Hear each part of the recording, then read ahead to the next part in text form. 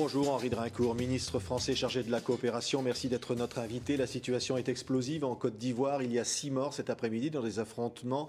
Il y a des affrontements au centre du pays, une situation particulièrement dangereuse. Quelle est la réaction de la France ? La France s'en tient à une ligne de conduite qui est extrêmement claire. La Côte d'Ivoire n'a pas élu son président depuis 10 ans. Un processus électoral a été élaboré, porté par la communauté internationale sous l'égide de l'ONU. La France se range résolument dans cette ligne-là. Le processus s'est déroulé tout à fait convenablement jusqu'à l'issue du 2e tour. Et là, effectivement, les résultats connus, publiés, qui ne sont pas contestables d'ailleurs, donnent l'avantage à M. Ouattara sur M.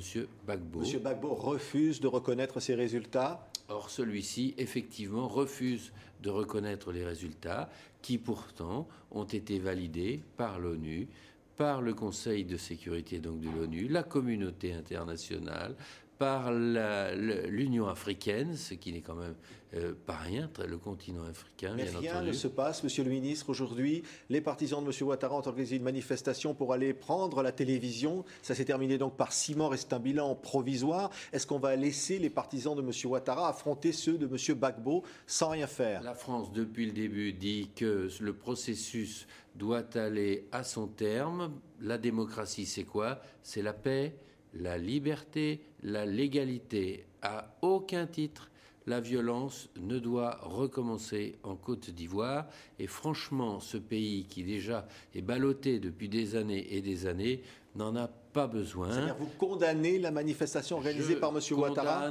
Je condamne toute forme de violence. Ce qui ne veut pas dire que descendre dans la rue doit être systématiquement assimilé à une forme de violence. Ça n'est pas forcément une forme de violence. Nous vivons en France en démocratie et on a le droit de descendre dans la rue d'une manière pacifique pour exprimer une opinion.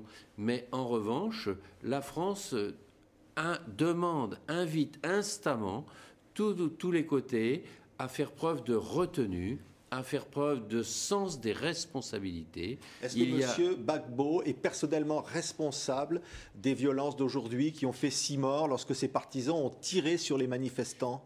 Je ne suis évidemment pas en état de répondre d'une manière très précise à la question que vous posez. Ce qui est clair, c'est que le procureur de la Cour pénale internationale, ce matin même, a publié un communiqué dans lequel il fait savoir de la manière la plus claire et la plus nette que la Cour pénale internationale procédera à des enquêtes, voire à des poursuites à l'égard de toutes celles et ceux qui se livreraient à des violences caractérisées sur les autres et en particulier en tirant sur la foule. C'est une mesure de portée générale qui ne s'adresse à personne en particulier mais à tout le monde. Mais aujourd'hui, est-ce que Laurent Gbagbo porte la responsabilité de ce qui se passe ? Ce qui est clair aujourd'hui, c'est que M. Laurent Gbagbo doit montrer, et ce serait le plus grand service qu'il pourrait rendre à la Côte d'Ivoire, qu'il accepte le principe même de la démocratie. Son résultat, les Ivoiriens ont choisi, c'est M. Ouattara qui doit exercer la responsabilité présidentielle et M. Gbagbo doit se retirer avec dignité. C'est ça ce qu'on appelle le fonctionnement harmonieux et le fonctionnement tout court d'ailleurs de la démocratie. Oui, Monsieur Drincourt, Laurent Gbagbo le refuse. Il y a des pressions. On demande à la communauté européenne d'aller encore plus loin dans des mesures de représailles pour le forcer à quitter le pouvoir. Ça veut dire le gel des avoirs, ça veut dire un certain nombre de choses. Il faut aller plus loin, il faut aller jusqu'où ? Il y a des sanctions qui sont envisagées sur le plan individuel. Il ne s'agit en aucune manière de pénaliser le peuple ivoirien, une nouvelle fois, allais-je dire.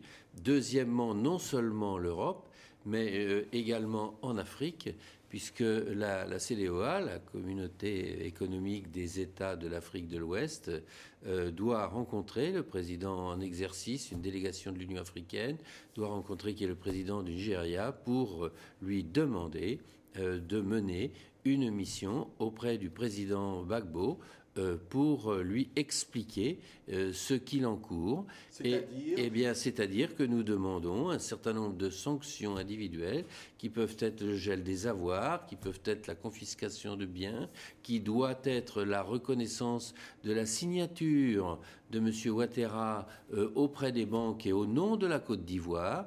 Et donc tout ça, ce sont, je crois, des choses relativement simples, des choses pacifiques, mais des arguments démocratiques qui doivent parvenir à l'emporter sur la violence et à faire en sorte que M. Gbagbo entende raison et assume sa responsabilité. La force Licorne, Monsieur le ministre, c'est 900 soldats français. Ça suffit pour éventuellement évacuer 15 000 ressortissants français. Est-ce qu'on a éventuellement le risque de devoir les évacuer ? La force Licorne aujourd'hui, effectivement, compte à peu près 900 hommes. Elle est tout à fait prête pour procéder à toutes les opérations d'évacuation de nos compatriotes si c'était nécessaire. Il y a des menaces aujourd'hui sur eux ? Pour le moment, il n'y a pas de menace particulière. Aucun signe de violence à l'encontre de nos compatriotes n'a été manifesté, ne s'est révélé. Donc nous sommes vigilants. Nous sommes en contact, l'ambassade, les consulats est en contact permanent avec tous nos ressortissants de façon à prendre les mesures nécessaires. Mais d'ores et déjà, des conseils de prudence leur ont été délivrés pour que ça se passe le mieux possible. Et nous espérons très sincèrement qu'il n'y aura pas de violence à l'égard des étrangers, au-delà des Français, qui sont très nombreux à Abidjan. Un mot, c'est possible de tenir la solution de non-ingérence par rapport à ce qui se passe en Côte d'Ivoire. C'est la position française. C'est possible de la tenir encore ? La position française se cale à 100% sur la position internationale. Il n'y aura pas d'ingérence de la France dans la politique intérieure ivoirienne. Ça, c'est quelque chose de clair, de net et de précis. Monsieur le ministre, un mot tout de même sur la situation en Haïti. Il y a un candidat très populaire, un chanteur qui n'a pas été retenu pour le second tour, qui demande de nouvelles élections, éventuellement à un tour en janvier, ou le recomptage des voix. Qu'est-ce qu'on fait par rapport à cette situation en Haïti ? Écoutez, les résultats devraient être définitifs du premier tour, doivent être publiés dans quelques jours, aux alentours du 20 décembre. Il faut donc mettre à profit les 4 jours qui restent pour que les forces politiques en présence à Haïti, là aussi, fassent preuve de responsabilité en fonction du code électoral applicable à Haïti. Il y a des doutes sur les résultats ? Mais si c'est nécessaire, ça existe aussi en France ou dans des élections municipales. Si c'est nécessaire, on recompte les voix, ça n'est pas un drame. Et on revote éventuellement en janvier ? On n'en est pas là pour le moment. Et il faut voir quels sont les résultats qui seront définitivement publiés aux alentours du 20. Et à partir de là, on ne peut pas remettre en cause comme ça, sans savoir exactement de quoi il en retourne les résultats d'un tour des élections. Je veux dire, la démocratie exige absolument la transparence et la clarté, mais dans toutes les phases de la procédure. Et ne remet pas en cause l'aide internationale à Haïti, comme le demandent certains élus américains ? Non. Les Haïtiens, véritablement, ont un besoin impérieux de l'aide internationale après tous les séismes, toutes les catastrophes, toutes les tragédies qui s'abattent sur eux. On ne va pas encore les punir des batailles politiciennes qui agitent les hommes et les femmes engagés en politique à Haïti. Ça, c'est absolument impossible. Merci. Henri Drincourt, ministre chargé de la coopération, d'avoir été l'invité de TV5 Monde.